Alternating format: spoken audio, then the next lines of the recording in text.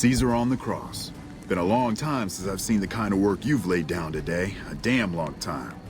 And the screams of those Legion bastards as they kick dirt running east like a choir of angels to my ears.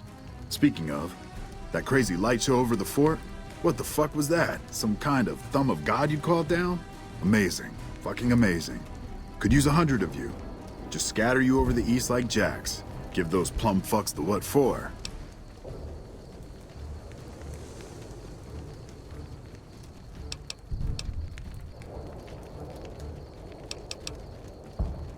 And, well, these boys with you? Hello there, Smiley.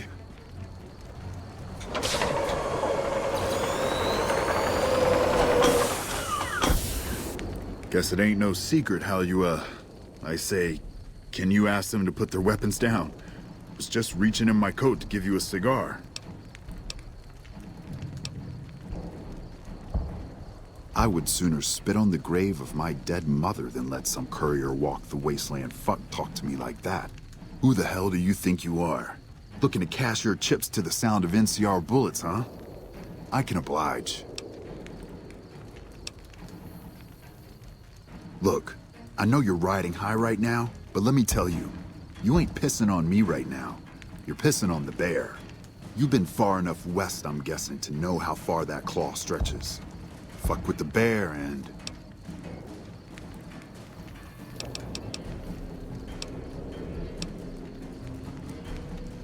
You want me to make tracks out of here? Head back west? Tail between our legs? No. I came for a fight today. And if you're looking to make me budge, you better have a damn good left hook, or I'm not going anywhere.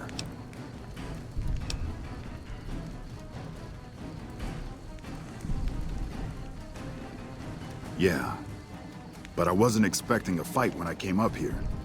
And now that we're talking, I don't like the sound of things. Do you know what you're doing? Making a nation like you think you're doing ain't like chowing down on a pile of fancy lad snack cakes. Think you got the guts to carve out a frontier? Build towns, protect the roads, run supplies, train troops?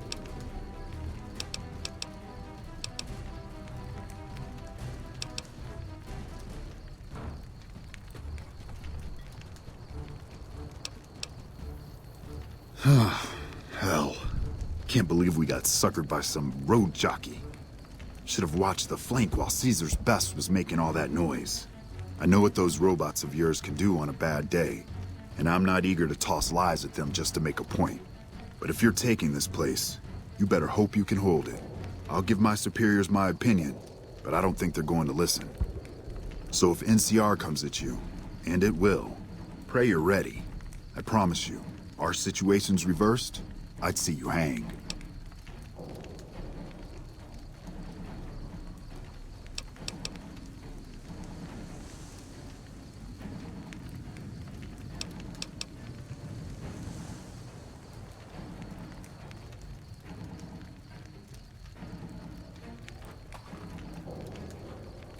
What the hell? No, get away from me, you goddamn TV on wheels.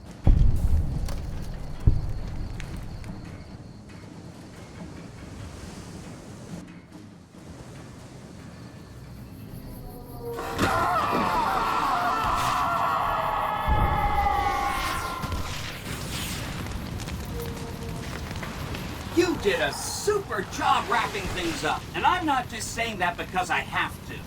I didn't want to make a big deal about this until after we won, but, well, I found some code snippets in one of Mr. House's databanks that will let me, reprogram my personality to be a little more assertive, basically.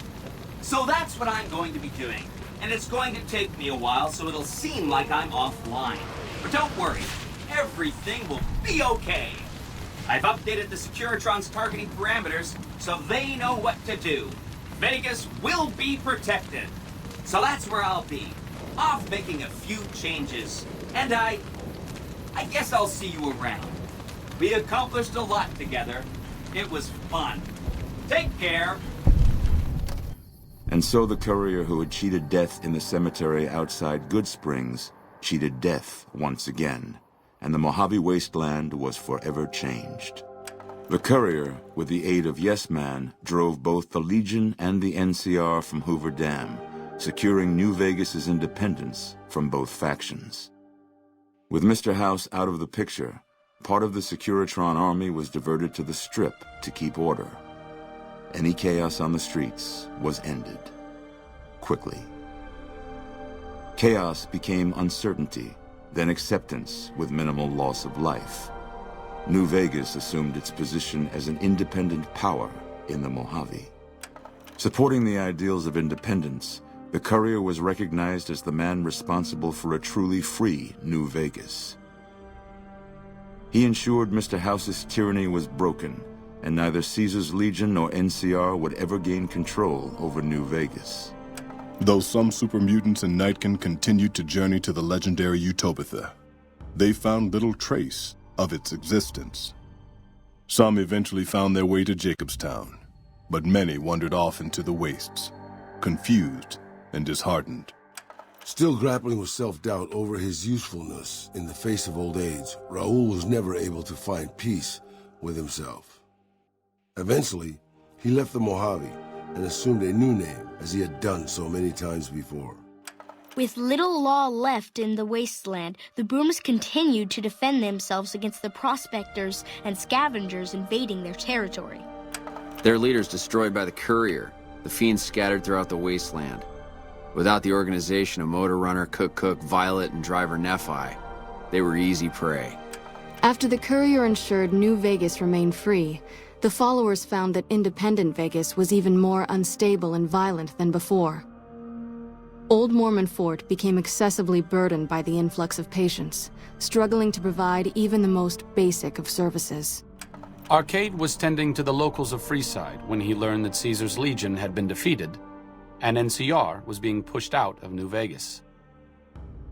Though he found that independence for New Vegas was not all he hoped it would be, Arcade did his best to help the locals govern themselves.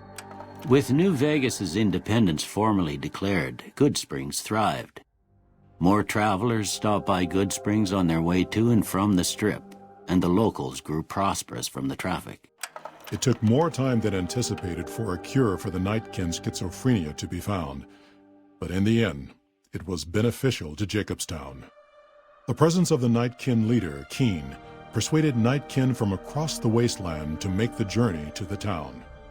Jacobstown prospered, becoming known as a fair, if somewhat intimidating, place for a trader to do business.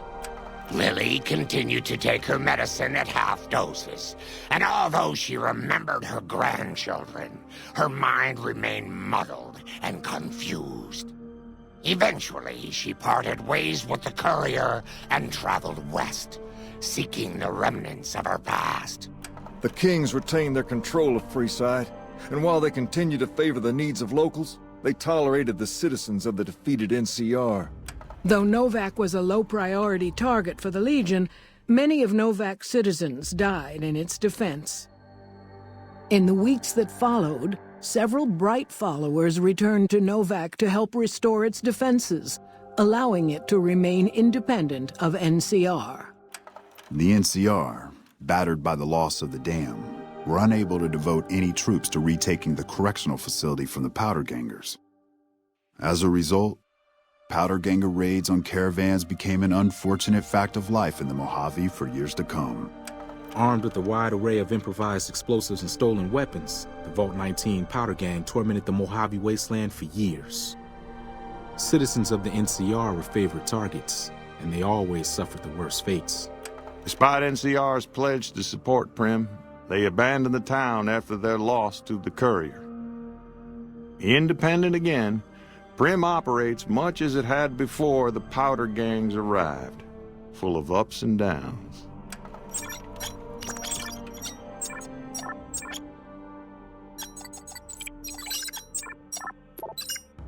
After their bold arrival at Hoover Dam, the remnants disappeared as quickly as they came. Legends of their power spread throughout the Southwest, a reminder of why people once feared the sight of vertibirds in the sky. And so the Courier's road came to an end, for now. In the new world of the Mojave Wasteland, fighting continued, blood was spilled, and many lived and died just as they had in the old world. Because war War never changes.